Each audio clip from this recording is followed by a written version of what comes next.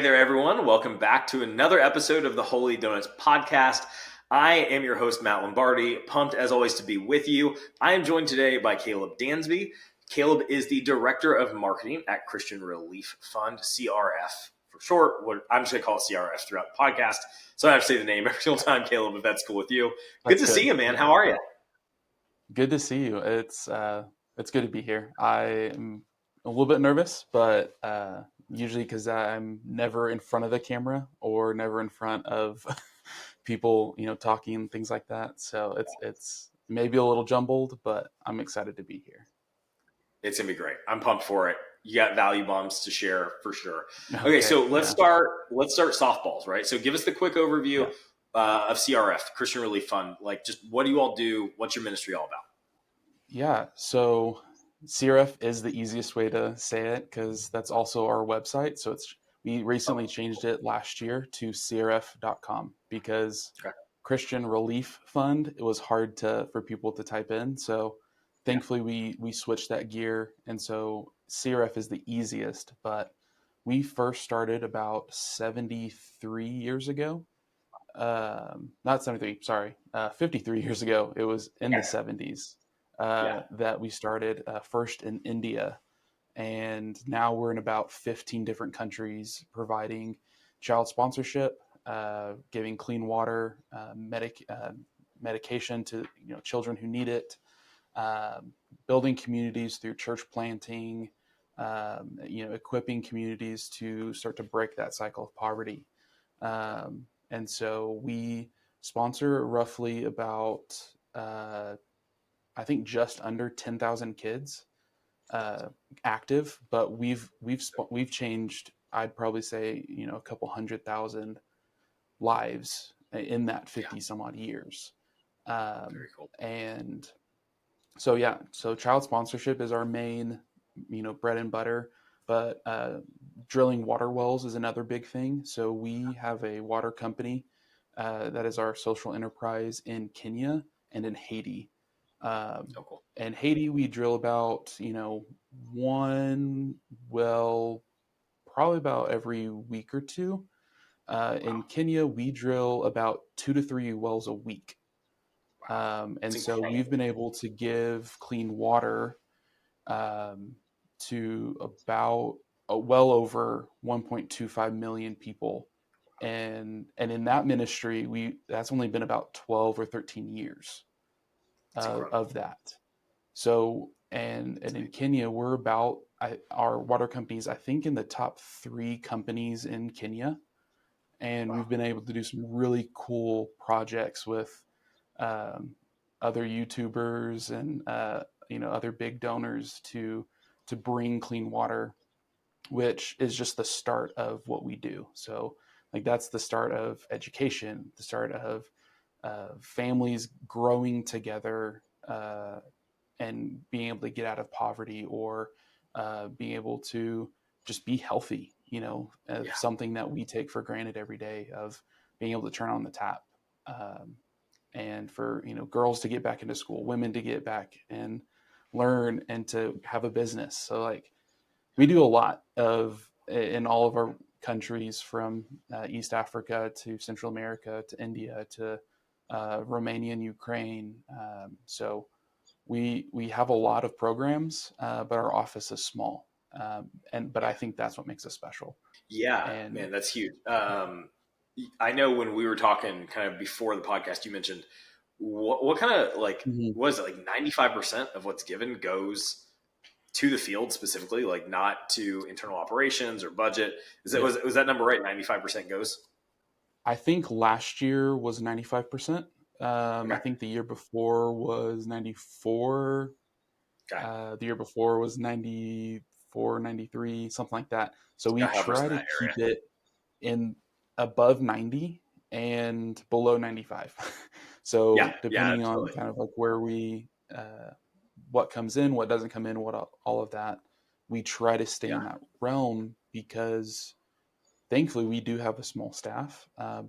but all of our directors and field workers are all local to that area that Yeah. we work in. So our Kenyan programs are run by Kenyans. Our Honduran programs are run by Hondurans, because they care about the community probably more so than we do, Oh yeah. because a lot of them grew up there Yeah. and It's their they city, want to their see community. that change, and Yeah. we want to help that. And so, yeah, that's how we're able to do it a lot, is being able to partner with locals Yeah. and build that and foster that relationship with them. Yeah.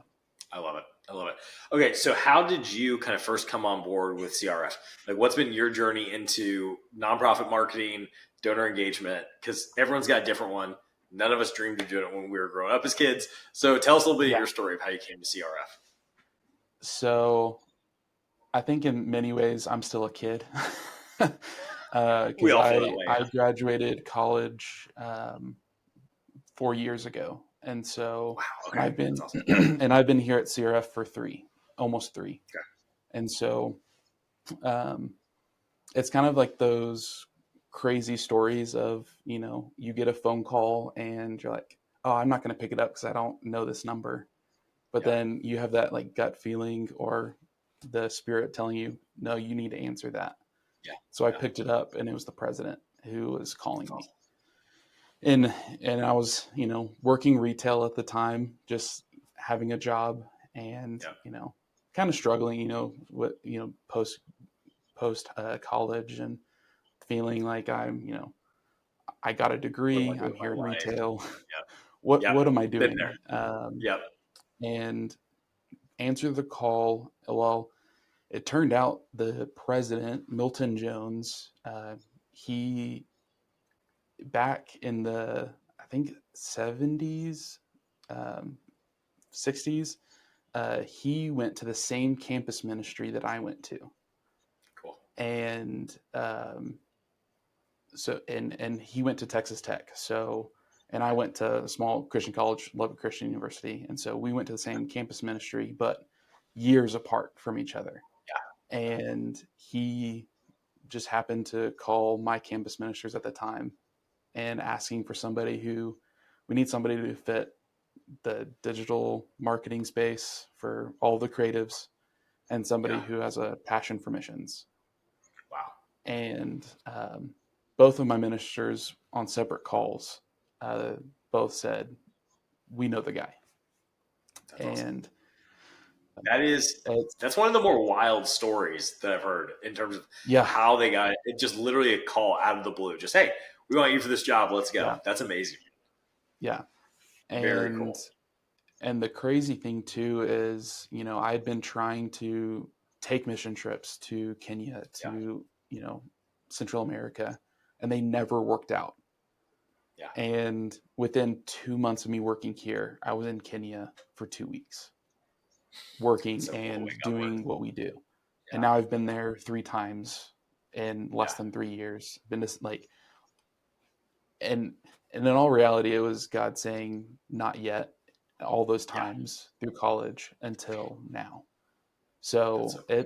that's like the small snippet of of how I got Very cool. here. Never really thought I love it. I'd be here, but I always wanted to do something in those two realms of creative marketing, but missions, Yep. but never really knew how. Yeah. Yeah. And now I do. So That's so cool. What a fun story. I mean, I think that's the case for a lot of us who end up working in this is like we have a sense of yeah, like, okay, God's calling on one side. So mine is like I was in ministry for a while. I was like a pastor or worked on church staffs, but yeah, also like have this marketing experience. Like, how do you blend those two without working in the church or like, or maybe, in some cases it's someone finds, oh, there's this ministry that aligns with my heart for passions sure. that God's put in my life and the skill Yeah, sets that he's given me. And so that's one of the coolest things about getting to be in this space. I feel like in a lot of ways we get to kind of exercise our really professional muscles, right, quote unquote, hmm while oh also yeah, being in the service of a huge kingdom purpose and getting to walk away every day being like, wow, I'm actually doing something, at least most days, like, hey, I'm actually doing something of impact yeah, here that's actually changing people's lives. So very cool, man. Very cool. Okay, yeah. so first kind of big question out of the gate. hmm What's a strategy, a campaign, something that you all have done at CRF or that you've yeah, experimented with or that you've just kind of said, hey, this works for us. this is something I'm a champion for. I'm a big fan of. Could be anything on the Yeah. marketing side in terms of strategies or campaigns. So I think specifically on the marketing side, because coming from a more of a creative background, um, I've had to drink from the fire hose of marketing, of SEO, and all of that. And but one thing that I've appreciated is kind of reaching out to people who like that is their bread and butter of kind of what works, what doesn't, Yeah. and letting them do what they do best. And so, Yeah. in many ways, we've utilized two companies that we've outsourced some of that marketing research stuff to, and that's Nonprofit Megaphone and Feather. Okay. And so, us being nonprofits, we get Google grant ads, we get Yeah. Microsoft grant ads, like great things. It's free money to get our name out there. Well, there's and as you know, and many people know, there are very strict guidelines you have to do, and Yeah. I don't know how to do that. I've Yeah. And never I I've don't never want to worked spend with it before, and forever doing it it. would take, yeah, it would take an easy 6 months to learn how to do that and barely get it done properly. Yeah. Yeah. And so we've been able to outsource that to Nonprofit Megaphone, and they strictly work with nonprofits who do that. And we meet very regularly on what keywords are working, what they may tie and add it to one of our blog posts or a page on Yeah. our website. Well, what's getting traffic, what's not, and they're able to give us feedback very regularly on, well, hey, we changed this keyword to this, it's actually not working, let's change it back. Oh, now we have a huge spike, let's keep pushing on that, or uh, kind of give their professional insight on Yeah. things that I don't have the time for, or our team doesn't have the time for, or even the knowledge to do so. and and we've even experienced with Feather the huge bonus of them doing our a lot of our Google ads, our geofencing, our email, a lot of our email campaigns. And it's the same thing. They are able to give live feedback on, hey, this is how the campaign's doing actively, it's behind or it's ahead, it's whatever form they want to tell us. That is something that I don't know. And so you letting them do it and Right. bring me in on that Right. is kind of teaches me a little bit to Yeah. rely on other people. And Totally. because if we were to bring in just one person to do all of that, well, there goes our ad budget, there goes Yep. our the rest of our marketing campaigns for print, for for digital, all of it, just to pay somebody.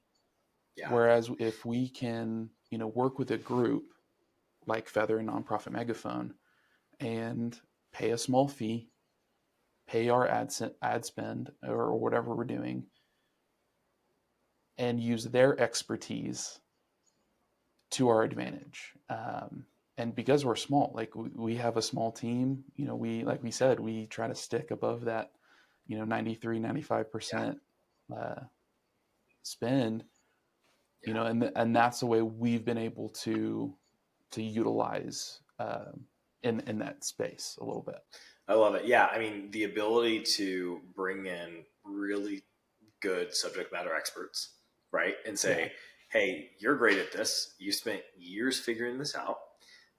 You Yeah. go run the Google ad for us. You Yeah. tell us what the benchmark should be for how well we're doing. You tell us, hey, this campaign isn't working. So we need to tweak X, Y, and Z. And the problem is, I mean, for any one person to hire on staff, I always try to coach organizations on this, that like Mm-hmm. you can hire someone on full-time staff. Maybe you Yeah. hire a generalist for your marketing department and they know how to do a little bit of everything. But the reality is they're not experts at anything. And so they're probably never going to Yep. get incredible results. for you, right? Yep. They'll be good at keeping the thing floating, growing a little bit, but Yep. they're going to max out because they're Yeah. asked to do everything. The other option is grow a huge staff and have a bunch of really expensive specialists. But even with those organizations, I always like to coach them. If the person's really, really good, it's very unlikely that they're, no offense, working for your nonprofit because Yeah. nonprofits, as I've understood myself personally, just don't always pay the best. And so if someone's really truly an expert, they probably work for an agency or they probably work for a private company. Yeah. Like that's where they are. And so to leverage the Mm-hmm. best talent just totally makes sense to find a partner who you say, hey, listen, like, Yep. I don't know what I don't know. You save me tens For of sure. thousands, sometimes hundreds of thousands of dollars of learning.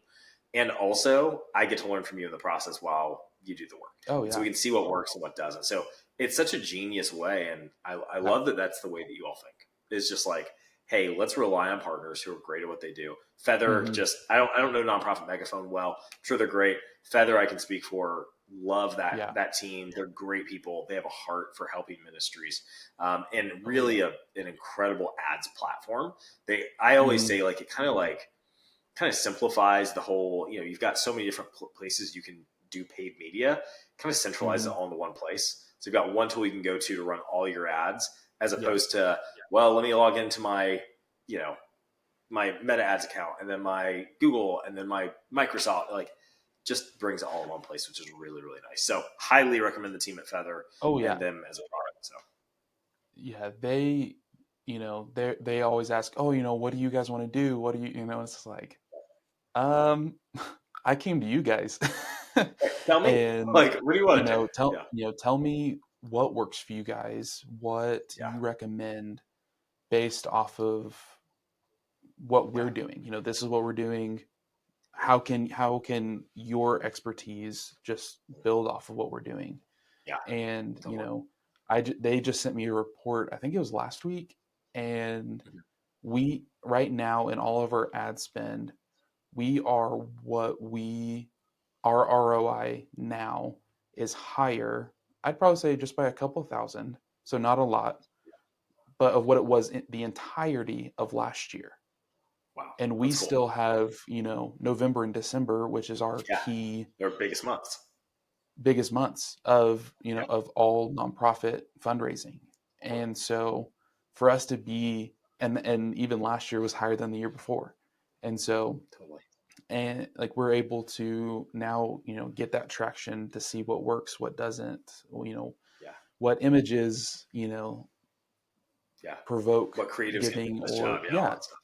all of that. And we're now seeing the patterns and the trends, and it's all their data, Yeah, and yeah, they know I how love to it. sift through it. They know how to read the numbers, and it is a huge weight off of my back and our Totally. entire team's back, knowing since we are small, that's one area we don't have to focus in, so that we can Yeah, focus in better and or different areas that I love we it. like to focus in.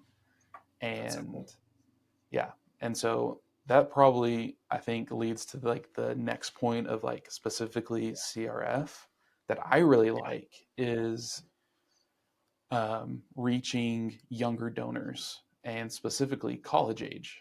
And Okay. because I think in a lot of ways nonprofits are like, oh, they're college kids, Right. one, they probably don't have the money to give, they're probably not interested that much. Yeah. But I was a college kid, a little Yep. over 4 years ago.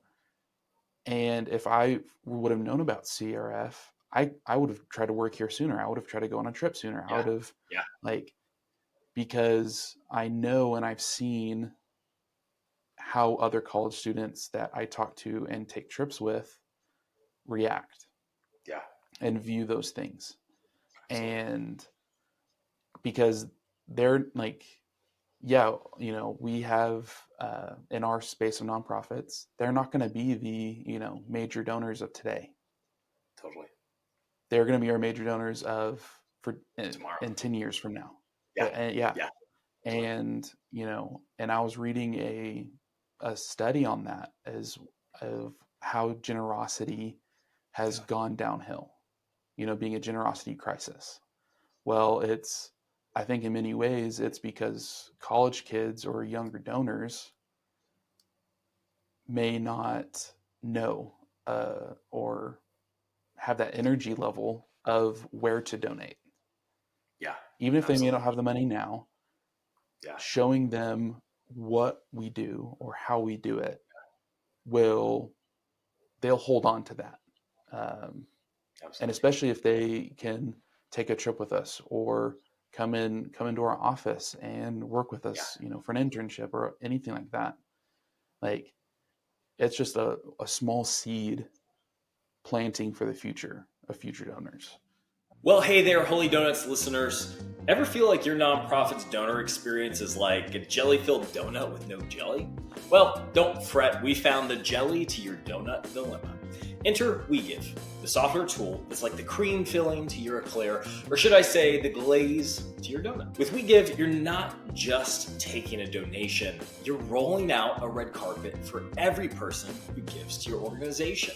And with WeGive, you get an incredible donor portal, events, pledges, surveys, segmentation, on and on we could go on the features. And those checkouts, though, smoother than my attempt to make homemade donuts, which, let's just say, didn't quite rise to the occasion. See what I did there? With WeGive's innovative engagement tools, your donors won't just feel the love, they'll be coming back for a second. Because nothing says thanks for your dough better than a world-class experience. So if you want to sprinkle some extra special magic on your donor relationships, check out WeGive.com.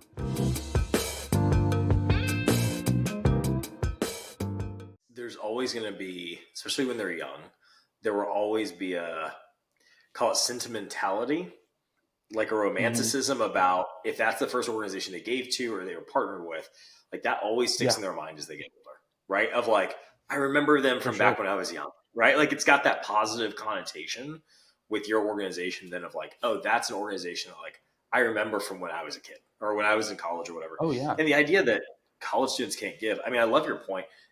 Are they likely to give? The data tells us no. But I yeah. also think some of that's because we don't meet them where they're at. We don't try to get creative, Oh yeah. right? But like when I look Oh yeah. at CRF's like sponsorship opportunities, you can sponsor a child for $35 a month. I'm sorry, but I wasn't in college that long ago. It's a little more than a decade ago, but I don't think it's that long Yeah. ago. And I Yeah. remember like I had a part-time job. I could afford $35 a month. I just Yeah. needed someone to show me that like I should be passionate about that and to ask me to step Yeah. up to do that. That was totally doable Oh for yeah. me with a part-time job. And hint hint like to some of the folks out there, don't know if you know this or not, but a lot of the kids that are in college, especially your nicer higher end private ones, actually have a debit card that's not tied to their own account but mom and dad's. And mom and Yeah. dad actually don't care if they spend $35 a month on generosity instead of just Yeah. spending $35 in a night at a bar. Yeah. They would actually, some parents may actually put an extra $35 into their account Totally. to do Yep. that. Absolutely. And To see them being generous. yeah. And so I really think, and it may just be, because I'm a little bit younger and, Yeah. I love college ministry Yeah. and our president loves college ministry. So like we go to college ministry conferences to partner with college ministries Awesome. because we see that as, yeah, they may not do something right now individually, Yeah. but one campus ministry, if they have 35 students in that campus ministry and they sponsor one child, they have to just take up one collection a month and each student Yeah. gives $1. You're right. That's it. Right. And they can sponsor child Like, and care. that's it. That's Or it. we've had many campus ministries that will, like even in like Troy, Alabama, a Yeah. small town, but it's a D1 school. Yeah. It's beautiful. And they've done water fundraisers where they drilled water wells, and it got so popular from that campus ministry. The fraternities and sororities wanted to do the same. So Very like cool. when college That's amazing. kids see something and get their mind on it, they want Yep. to do it and they will do it. And I think for a long time, and again, it may just be because I'm, young and in that kind of space, but I think a lot of time is many generations of nonprofits have viewed college kids or even young adults now as, oh, like they'll get to it someday. or they'll do it whenever they're ready. They're Yeah. ready now. Yeah. And for nonprofits to kind of just pass over college kids and young adults, Yeah. it's going to impact where our nonprofits end up in 10 years, because they're going to be the donors during that time. Yeah. And so that's kind I of love it. the two I love it. areas of, more marketing of Yeah. through like, And then more development. That's so and good, then man. in I more development appreciate a that. little bit. Yeah. So, so helpful. Okay, so when we look at bigger trends, kind of zoom out a little bit, Mhm. nonprofit landscape, what's a trend that's got you kind of excited, right? And maybe it's about college, Yeah. who knows? And then what's a Yeah. trend that's got you a little bit more concerned?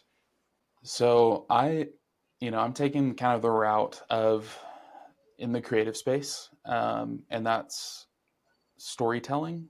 Mhm. It's a good and bad thing. Yeah, I think in many ways on the bad side, I think we haven't had great storytelling across nonprofits, across even major businesses.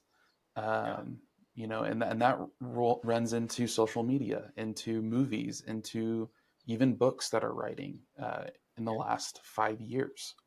And not every story has to be this huge epic, but right. taking time to whether that's a newsletter or a video or podcast, like in a way of just being able to just take the time and let somebody just tell their story, Yeah, um, because we all have one. I have one of how I got here. You have one on how you get started this podcast, and yeah, how you interview people. Like, we all have our story that makes up our lives. Well, if we're in a space as nonprofits that we're not taking the time to listen to somebody's story and share it, how are we going to be able to inspire somebody to yeah, join us in the mission? totally. um, and so and I think you know and social media is a huge thing of that. It's become more of just content rather than crafting a story, or crafting, even if it's a simple photo with a small caption, like, is, I think, sometimes better than somebody trying to dance or Yeah, you some know crazy uh, overproduced or like crazy thing. Yeah, yeah, but like, that is, sometimes I'm sad when I'm looking through um, social media or trying to find even a movie to watch. yeah, Me and my wife love movies, yeah, and we love going to the movies, but we haven't been inspired to listen to stories or to right. want to tell other stories. Yeah, And yeah, um, but I will say, there are people, and this is what the good thing is, there are yeah. people that Doing want that and are doing it, um, yeah, in the nonprofit world, in the big business world. um, I just hope that more nonprofits kind of get in on it, because if we can start to tell good stories, that could change the trajectory of our society in some ways. absolutely. I love it. I love it, man. That's really, really great perspective on storytelling. I appreciate that. Yeah. Okay, so when you're talking to other people in nonprofit land, what resources, whether that's books, articles, podcasts, YouTube channels, webinars, like what's the kind of stuff you like to recommend to folks? Everything. Yeah. I think in many ways, like, I'm attracted to more like podcasts or videos. Yeah, Um, and so, like, any podcast that is talking about, or any interviewing people of different backgrounds, and yeah, different nationalities. But I think the one, if out of everything, if I could recommend one, it would probably be a YouTube channel Okay. that talks about how to tell a story, and Okay. it's a documentary channel and his name is Mark Bone, and he Okay. has a whole um, like academy for teaching people how to do documentary storytelling. Cool. That's awesome. um, Love it. and it's called Art of Documentary. And he offers the class. I've yet to take the class, just for time and everything yet, but Yeah. he offers a lot of free things on his channel, and he teaches people how to interview, how to do set things for specifically for filmmaking, Yeah. um, but how he goes about just giving free information to tell It's huge. people it doesn't have to be complicated Yeah. to tell a good story. It can be really simple. um, and they've even kind of partnered with a group called Sewn, Okay. and Sewn is actually they will they do videos for nonprofits. Oh, cool. And so nonprofits can go in and apply, and if you get picked, they'll do a free video for you. So Cool. if It's very cool. and so that's a cool thing that nonprofits can have, and they're working with Art of Documentary and Very cool. using all of their people who've taken the class across the world to make these videos for nonprofits to get Very their cool. name out in a space like us. We may not have the time, energy, and money to do a full huge production. Production. Yeah. They're able to do it and have all these people who are trying to learn their craft and give Yeah. it back to a community to then share their story. Very And cool.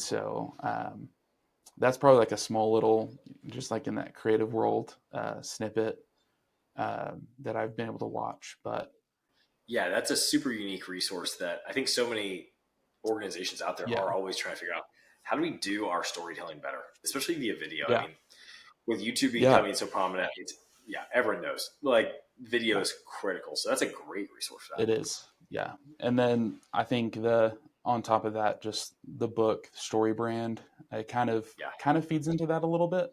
Yeah. Um, I think more if for all the book readers out there, in a sense of Yeah. crafting what your nonprofit, how it says something on the way it looks. Yeah. I think in a lot of ways we've kind of just in the nonprofit space have just been, oh, you have your logo, you have your colors, Yeah. slap it on something and go. Yeah.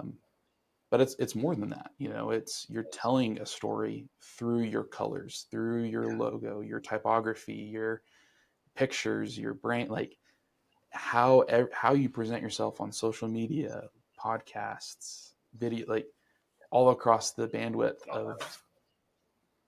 print to digital media matters. And it starts to associate with people when they see an orange thing with our white CRF, like Yep.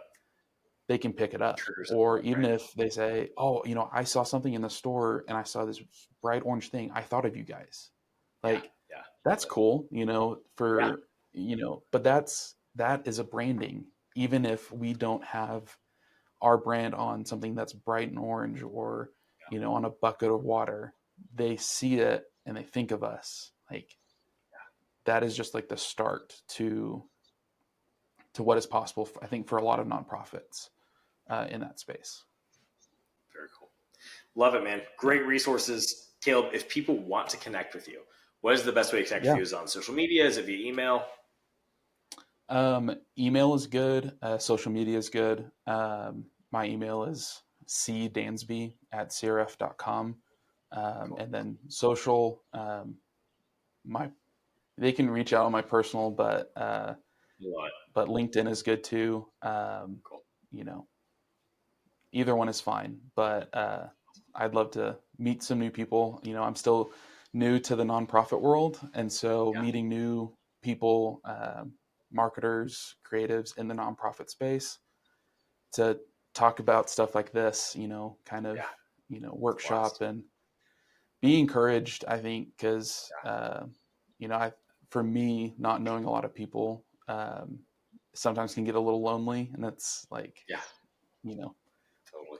am I the only one struggling in this area Yeah, or anything? And so I think in many ways, connecting with people, and I'm so glad I've been able to connect with you to absolutely, man. talk, but Well, thank you so much for taking the time to come on. Really enjoyed it. Lots of yeah, value. I can't wait to kind of see the response to the episode. And thank you all for watching. Thanks for checking out the video today. Connect with Caleb at his email. Check him out on LinkedIn. Go check out Christian Relief Fund CRF.com, which I don't even want to know how much that domain costs. I'm not going to ask, or how long you had to be in arbitration to get that. Caleb Dansby, thanks so much for joining me today. Really yeah. appreciate it. Thank you very much.